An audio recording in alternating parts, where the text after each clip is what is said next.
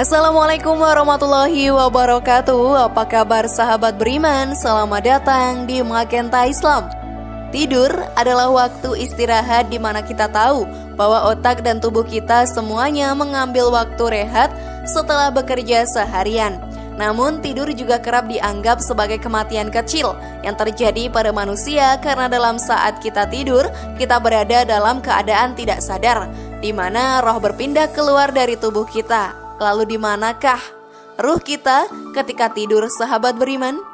Temukan jawabannya dengan menyimak video ini hingga selesai. Inilah ulasan mengenai tempat ruh saat kita tidur versi dari Magenta Islam.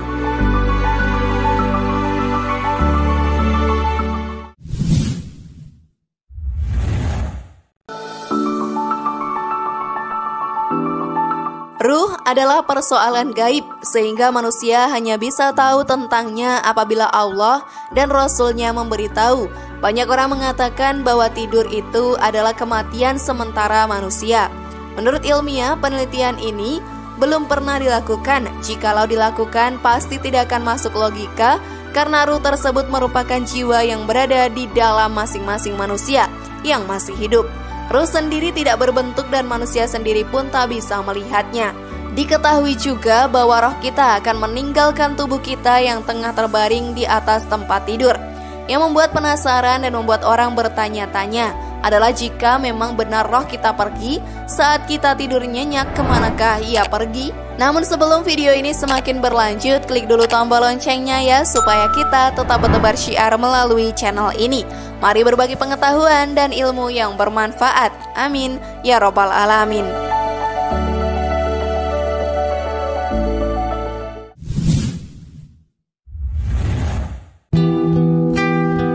Para ilmuwan percaya bahwa tidur yang cukup berpengaruh terhadap mental, konsentrasi, memori, hingga mood seseorang. Tidur yang tidak cukup merusak fungsi metabolisme tubuh manusia.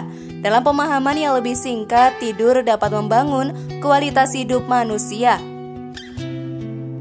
Dalam Kamus Besar Bahasa Indonesia, tidur berarti dalam keadaan berhenti badan dan kesadarannya, biasanya dengan memejamkan mata. Di dalam bahasa medis, tidur mendapatkan penjelasan lebih kompleks. Dalam Al-Quran dijelaskan di mana Allah menyatakan firman-Nya bahwa jiwa seseorang dipegang Allah ketika matinya orang tersebut, dan jiwa seseorang juga dipegang olehnya meskipun belum mati dan pada waktu istirahat dalam tidur. Sahabat beriman, jiwa orang tersebut ditahan oleh Allah yang sudah Ia tetapkan kematiannya, dan jiwa yang lain pun akan dilepaskan oleh Allah hingga waktu yang sudah ditentukan.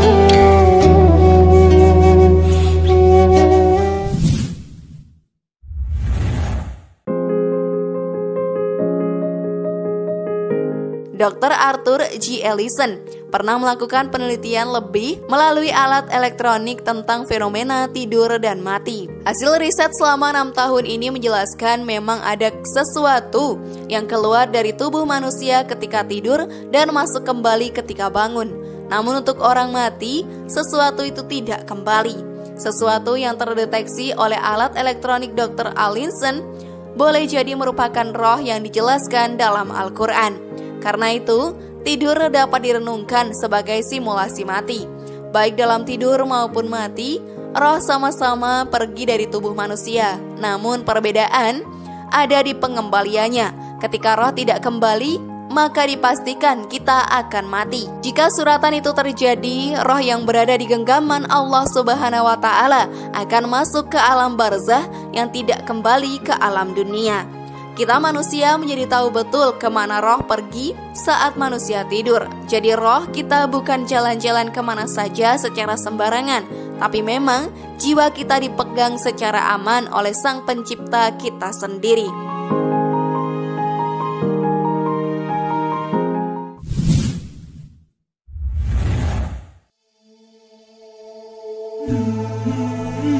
Oleh karena itu, sahabat beriman, seharusnya kita tidur seperti yang disabdakan oleh Rasulullah. Dalam surah Az-Zumar ayat 42, Allah berfirman, Allah memegang jiwa orang ketika matinya dan memegang jiwa orang yang belum mati di waktu tidurnya. maka dia tahanlah jiwa orang yang telah dia tetapkan kematiannya, dan dia melepaskan jiwa yang lain sampai waktu yang ditentukan. Sesungguhnya pada yang demikian itu terdapat tanda-tanda kekuasaan Allah bagi kaum yang berpikir. Dari ayat tersebut dapat disimpulkan bahwa Allah memegang jiwa-jiwa manusia ketika sedang tidur. Dalam ayat lain yakni surah Al-An'am ayat 60-61 disebutkan, "Dan dialah yang menidurkan kamu di malam hari, dan dia mengetahui apa yang kamu kerjakan pada siang hari. Kemudian dia membangunkan kamu pada siang hari untuk disempurnakan umurmu yang telah ditentukan. Kemudian kepada Allah lah kamu kembali. Lalu dia memberitahukan kepadamu apa yang dahulu kamu kerjakan, dan dialah yang mempunyai kekuasaan tertinggi di atas semua hambanya. Dan diutusnya kepadamu malaikat-malaikat penjaga, sehingga apabila datang kematian kepada salah seorang di antara kamu, ia diwafatkan oleh malaikat-malaikat kami, dan malaikat-malaikat kami itu tidak melalaikan kewajibannya."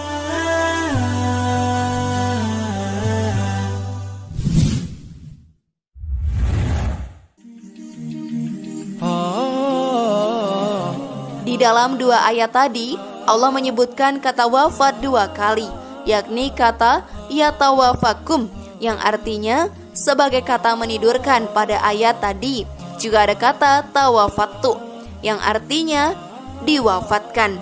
Hal ini adalah tentang dua macam wafat, yakni wafat sementara dan wafat selamanya. Sahabat beriman, hal ini dijelaskan dalam ayat Az-Zumar ayat 42. "Maka dia tahanlah jiwa orang yang telah dia tetapkan kematiannya, dan dia melepaskan jiwa yang lain sampai waktu yang ditentukan."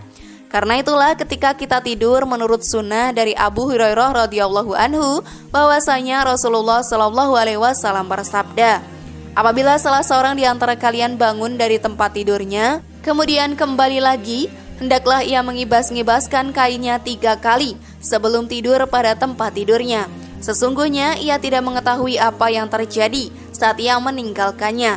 Dan apabila berbaring, hendaklah ia membaca dengan menyebut namamu, ya Allah, Rabbku, aku meletakkan lambungku tidur, dan denganmu aku mengangkatnya bangun. Apabila engkau menahan diriku mati, sayangilah aku. Namun bila engkau melepaskannya hidup, peliharalah ia sebagaimana engkau telah pelihara dengannya hamba-hambamu yang salih."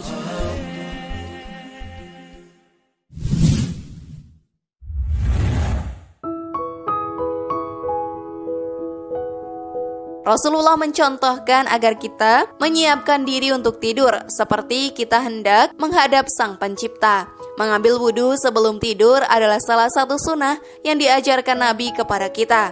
Rasulullah Shallallahu Alaihi Wasallam bersabda, "Barang siapa tidur di malam hari dalam keadaan suci atau berwudu, maka malaikat akan tetap mengikutinya. Lalu ketika ia bangun, niscaya malaikat akan berucap, 'Ya Allah, ampunilah hambamu si fulan karena ia tidur di malam hari dalam keadaan selalu suci.'" Hadis riwayat Ibnu Hibban dari Ibnu Umar radhiyallahu anhu. Tak hanya itu, Rasulullah kerap juga mendoakan orang yang mati saat tidur dalam keadaan berwudu. Hal ini juga ditulis dalam kitab Tanqih Al-Qan Al-Hasis, karya Syekh Muhammad bin Umar An-Nawawi Al-Mantani. Dari Umar bin Haris bahwa Nabi bersabda, "Barang siapa yang tidur dalam keadaan berwudu, apabila mati di saat tidur, matinya dalam keadaan syahid di sisi Allah."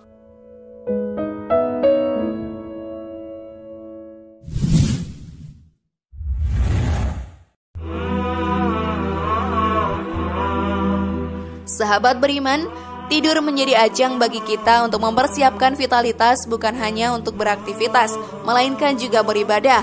Umat Islam punya waktu 5 kali sehari untuk melaksanakan sholat. Sholat terakhir pada malam hari yakni sholat isya, sedangkan sholat paling awal sebelum memulai hari yakni sholat subuh. Kita mesti bersyukur Allah Subhanahu wa Ta'ala memberi nikmat berupa tidur. Pernahkah kita merenung bahwa tidur adalah sebagian dari tanda-tanda kebesaran Allah Subhanahu wa Ta'ala? Pada Quran surat Ar-Rum ayat 23, Allah berfirman, Dan di antara kebesarannya ialah tidurmu pada waktu malam dan siang hari dan usahamu mencari sebagian dari karunia-Nya. Sungguh, pada yang demikian itu benar-benar terdapat tanda-tanda bagi kaum yang mendengarkan. Wallahu a'lam bishawab.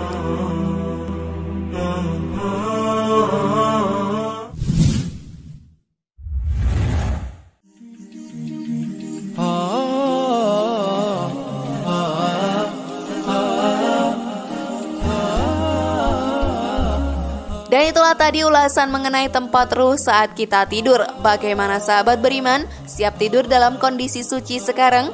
Semoga informasi tadi bermanfaat ya. Mari bangun Magenta Islam ini dengan cara klik tombol subscribe, like, share, dan aktifkan tombol loncengnya. Wassalamualaikum warahmatullahi wabarakatuh. Dan jangan lupa tonton video yang lainnya ya.